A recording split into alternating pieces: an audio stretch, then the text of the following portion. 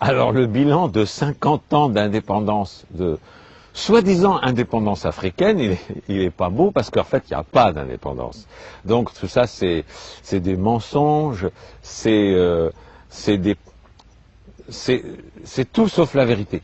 Il n'y a pas eu vraiment d'indépendance. Il y a eu un simulacre d'indépendance, mais une véritable indépendance, c'est revenir à ce qui existait avant le colonialisme. Qu'est-ce qui existait avant le colonialisme? Des ethnies, des groupes qui étaient des nations, car chaque ethnie est une nation, et qui avaient des frontières totalement différentes de ce qui existe maintenant, des religions totalement différentes de ce qui existe maintenant, une culture totalement différente de ce qui existe maintenant, qu'on voit dans tous les détails, la façon de s'habiller, la façon de se coiffer, partout. Et tout cela a été colonisé, et donc, à la décolonisation, qu'est-ce qu'il y a eu? Il y a eu un simulacre de décolonisation politique.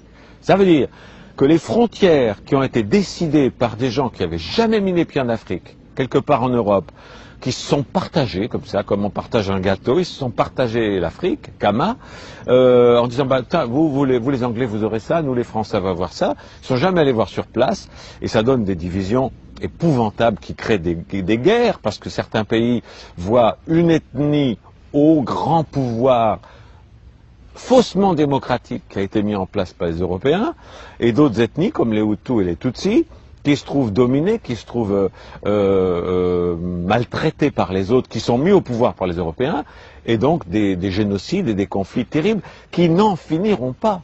La seule solution, c'est le retour aux frontières précoloniales, aux traditions précoloniales, aux religions précoloniales, à tout ce qui était avant. Également dans la façon de s'habiller. Quand je vois des ministres et des présidents africains et de Kama habillés avec le costume cravate des colonisateurs, mais alors leurs ancêtres doivent s'arracher le peu de cheveux qui leur reste et se sentir trahis. Quand je vois ces ministres-là qui sont habillés en costume cravate, il faut qu'ils reviennent à la tenue traditionnelle africaine. Pourquoi copier le colonisateur qui est venu d'une façon sanguinaire piller l'Afrique, prendre les ressources, esclavagiser les gens? Et voilà que les ministres et les présidents africains, qui sont censés avoir mis l'indépendance, s'habillent comme les Européens. Ça, c'est une trahison. Déjà, c'est des traîtres à l'Afrique, parce qu'ils copient les Européens. Il y a quelques leaders africains qui ont le courage de s'habiller d'une façon africaine. Et tous les autres sont des traîtres à leur culture. C'est absolument inadmissible.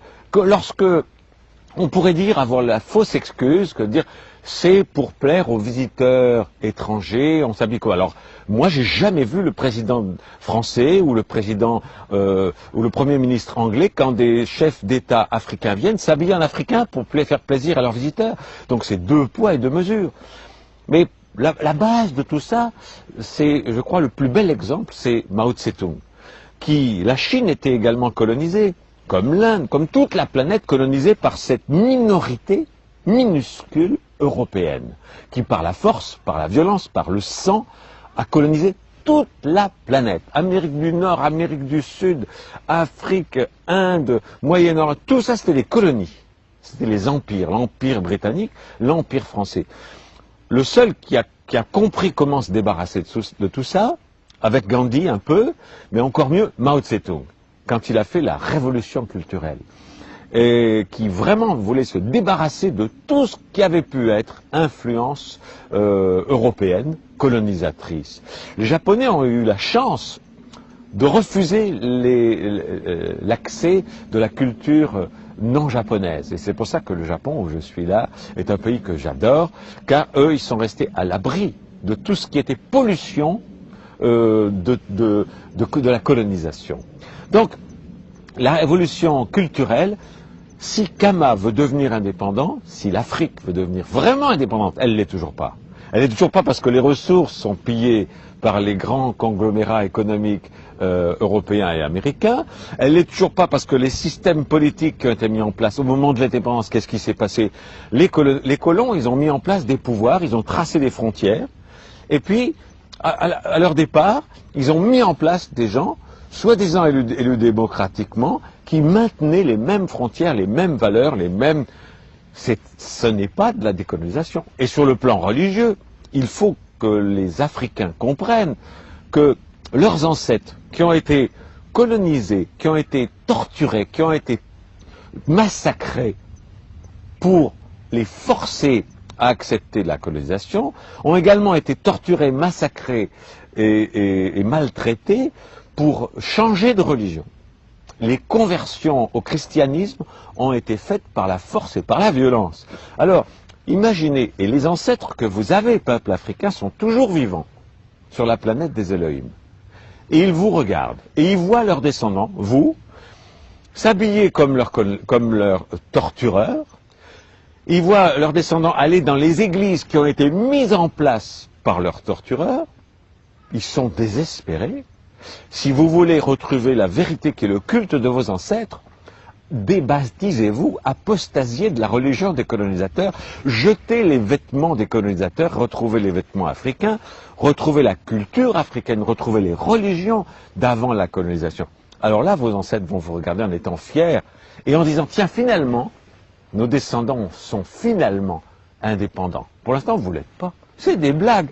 On vous fait croire à l'indépendance. Il y a un drapeau, c'est des pantins, mais qui sont aux ordres des pouvoirs internationaux. Et vous le savez, en prenant un maximum d'argent qu'ils mettent sur des comptes en Suisse. Et en même temps, l'Afrique meurt de faim un peu partout. Un petit exemple. La cathédrale, la basilique de Yamoussoukro, si je me rappelle bien du nom, c'est aberrant. Il y a une Américaine qui vient de lancer une opération, c'est il y a plus de 30 ans, en disant, le Vatican, s'il est tellement concerné par les pauvres et par la faim en Afrique et ailleurs, mais qu'ils vendent le Vatican, et avec cet argent, il peut donner à manger à tout le monde. Parce que la religion chrétienne dont on vous vante les mérites et avec laquelle on vous a colonisé, a toujours dit, la pauvreté c'est beau, n'avoir rien c'est beau. Ok, faites-le vous-même. Que le pape vende tout le Vatican, c'est une ville. Et avec l'argent, il y a de quoi nourrir tous les Africains pendant plus d'un siècle. Non, ils restent dans le luxe, mais dans les églises africaines, on continue de prêcher la pauvreté, l'humilité.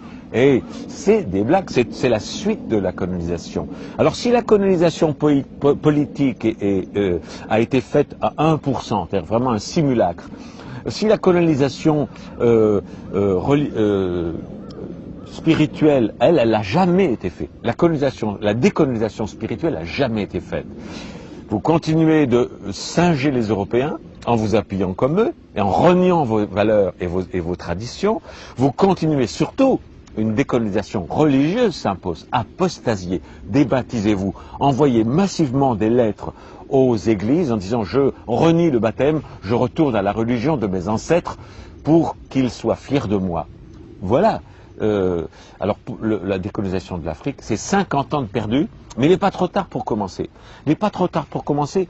Et les meilleurs alliés, j'ai un projet, moi, je trouve que le projet, il est en train de se mettre en place, des États-Unis d'Afrique, des Royaumes unis d'Afrique, car il faut revenir aux groupes ethniques, aux nations ethniques originelles, qui se fédèrent dans une Europe unis, comme les Européens le font, dans une Europe unie, dans une Afrique unie, un Kama uni, les royaumes unis de Kama.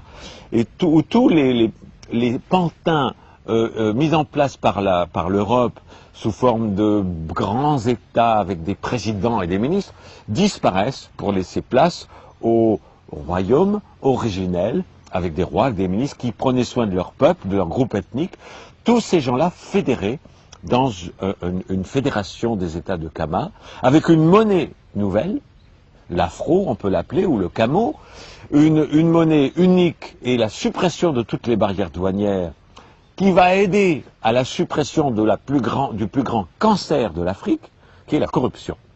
Car tout ce qui est importé, qui traverse des frontières, c'est une génération de corruption dont vous, Africains, vous